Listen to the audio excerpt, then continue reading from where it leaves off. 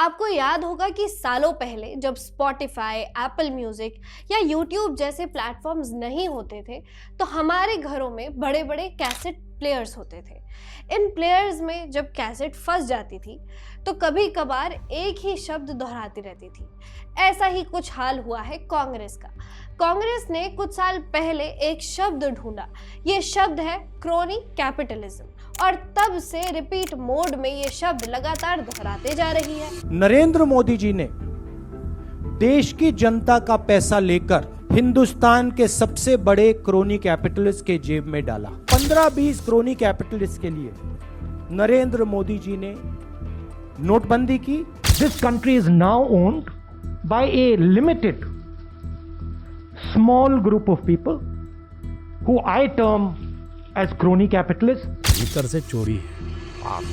उसके de facto chief Rahul Gandhi चाहे भारत में हो या भारत से हजारों किलोमीटर दूर कोलंबिया में, ये कैसेट फंसी ही रहती है।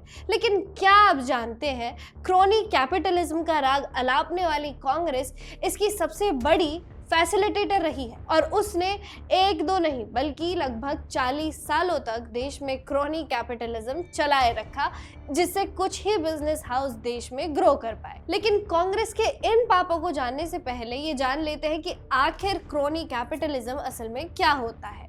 इस काम के लिए मैंने गूगल और एआई का सहारा लिया। इन दोनों प्लेटफॉर्म्स ने मुझे बताया कि क्रोनी कैपिटलिज्म वो व्यवस्था है जहां कुछ कारोबारियों को सरकार में शामिल नेताओं और बाबुओं के साथ करीबी के चलते अपना व्यापार बढ़ाने का मौका मिले और बाकियों को लेवल प्लेइंग फील्ड ना मिले। इसके बाद मैंने इतिहास के कुछ पन्ने पलटे और सोचा कि जैसी डेफिनेशन क्रोनी कैपिटलिज्म की है वो तो असल में 1950 से लेकर 1990 तक हमारे देश का इकोनॉमिक मॉडल था। ये मॉडल चलाने वाली थी कांग्रेस की सरकारें। जिस दौर को मैं और आप आज लाइसेंस राज के नाम से जानते हैं, वो असल में तो कारोबारियों को दिया गया अनड्यू एडवांटेज ही होता था। और कैसे, मैं कुछ आंकड़े आपको बताती हूँ। चूंकि राहुल गांधी ने कोलंबिया में बजाज की बाइक दिखाकर क्रोनी कैपिटलिज्म की बात की, तो शुरुआत वहीं से करते हैं। लाइसेंस राज में बजाज देश की सबसे बड़ी स्कूटर बनाने वाली कंपनी थी। 1960 में बजाज को जवाहरलाल नेहरू की सरकार ने स्कूटर मैन्युफैक्चरिंग का लाइसेंस दिया था। बजाज के स्कूटर बाजार में पॉपुलर थे और उन पर एक दशक तक की वेटिंग चला करती थी। बताते हैं कि बजाज का इस दौर में स्कूटर मार्केट में लगभग 60% का कब्जा था। कब्जा इसलिए था क्योंकि उसके कंपटीशन में या तो सरकारी कंपनियां थी या फिर उससे कहीं छोटी कंपनियां थी। बजाज 1960 से लेकर 1990 के दशक तक भारत के स्कूटर मार्केट पर राज करता रहा, क्योंकि लोगों के पास ज्यादा ऑप्शन थे ही नहीं।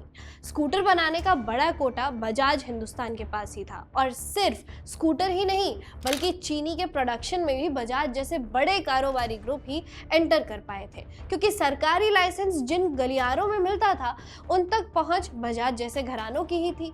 और बजाज परिवार के गांधी नेहरू फैमिली और कांग्रेस के साथ रिश्ते कितने गाढ़े थे ये सब जानते हैं। इसका ऐलान बजाज ऑटो के पूर्व मुखिया राहुल बजाज ने खुद किया था। 2006 के चुनाव में उन्होंने अपने कांग्रेस कनेक्शन को एलानिया तौर बताते हुए कहा था कि मेरा परिवार पिछले 60 सालों में कांग्रेस से जुड़ा रहा है। मेरे दादा जमनालाल बजाज महात्मा गांधी के लिए बेटे की तरह थे। यहाँ तक कि मेरा नाम राहुल भी पंडित नेहरू ने ही रखा था। राहुल बजाज ने बताया था कि इंदिरा गांधी ने अपने बेटे का नाम राजीव रखा और उन्होंने भी अपने बेटे का नाम राजीव रख दिया था। इन्हीं राहुल बजाज को प्रधानमंत्री राजीव गांधी ने सरकारी इंडियन एयरलाइंस का चेयरमैन भी बनाया था। तो क्रोनी कैपिटलिज्म का इससे बड़ा उदाहरण शायद ही कोई हो, जहां पूरी बाजार बंद कर दी जाए और एक दो कंपनियों को पूरे देश में राज करने का मौका मिले। क्या यही कारण है कि 1990 में जब से बाजार खुला तब से बजाज को हीरो और होंडा जैसे कंपनियां लगातार पटखनी देती आ रही हैं?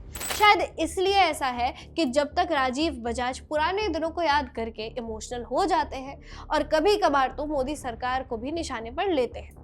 चाहे भारत में बनी वैक्सीन पर सवाल उठाना हो या फिर मोदी सरकार को ड्रैकोनियन बताना, राजीव बजाज कभी भी अपनी राजनीतिक प्रतिबद्धता जाहिर करने से पीछे नहीं रहे हैं। लेकिन मामला सिर्फ बजाज तक सीमित नहीं है। कांग्रेस के लाइसेंस राज में टाटा और बिरला जैसी कंपनियों ने भी खूब मजे काटे हैं। टाटा समूह आजादी से पहले ही देश का बड़ा कारोबारी समूह था। स्टील प्रोडक्शन में वो 1950 से लेकर 1980 तक अकेला बड़ा प्राइवेट प्लेयर था। इसके अलावा भारी गाड़ियां यानी ट्रक्स के निर्माण में भी टाटा का ही बड़ा शेयर था। अनकन्फर्म्ड रिपोर्ट से कहती है कि 1990 में मार्केट का लिबरलाइजेशन होने से पहले टाटा समूह लगभग 75% का शेयर ट्रक बिक्री में रखता था।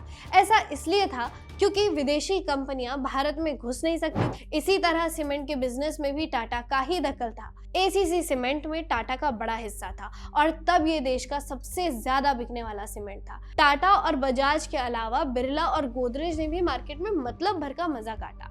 बिरला समूह का जहां तक एल्यूमिनियम और टेक्सटाइल के प्रोडक्शन पर कब्जा होता था, वहीं गोदरेज डेली यूज होने वाला सामान में किंग था। इन सभी कंपनियों को फायदा इस बात से था कि कोई नया खिलाड़ी मार्केट में आसानी से घुस नहीं सकता था। ये सब इसलिए था क्योंकि इंदिरा और नेहरू की सरकार लाइसेंस राज चलाती थी, जो बेसिकली मोनोपोली ही क्रिएट करती थी। इसका एक उदाहरण मैं आपको देती हूँ। एक रिपोर्ट बताती है 1958 तक भारत में कॉर्पोरेट एसेट्स का लगभग 20% तो केवल टाटा और बिरला ने ही कब्जा रखा था। उदाहरण देने को मैं आपको प्रीमियर ऑटो वाले वालचंद ग्रुप जैसे का भी उदाहरण दे सकती हूँ, लेकिन ये बात साफ तौर पर जाहिर हो जाती है कि नेहरू और इंदिरा की सरकारों में लाइसेंस राज कुछ ही कंपनियों को फायदा पहुंचा रहा था और ये कंपनियां इसका फायदा तक नहीं उठा पाई।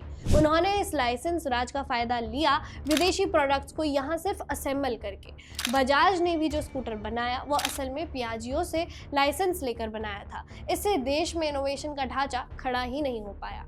लाइसेंस राज का दौर सीधे तौर पर देश में मोनोपोली क्रिएट कर रहा था और ये क्रॉनी कैपिटलिज्म 4 दशकों तक भारत में चलता रहा। अब तो देश में इनोवेशंस को बढ़ावा दिया जा रहा है और हजारों स्टार्टअप्स खुल रहे हैं। उन्हें ना कोई लाइसेंस लेने की जरूरत है और ना ही कोटे के लिए सरकारी दफ्तरों में चक्कर काटने की। राहुल गांधी को जवाब देना चाहिए कि उनकी दादी और परनाना की सरकारों ने क्रॉनी कैपिटलिज्म क्यों चलाए रखा, मोनोपोली क्यों अलाउ की और क्यों कुछ कॉर्पोरेट घरानों के हाथों में देश दे दिया था।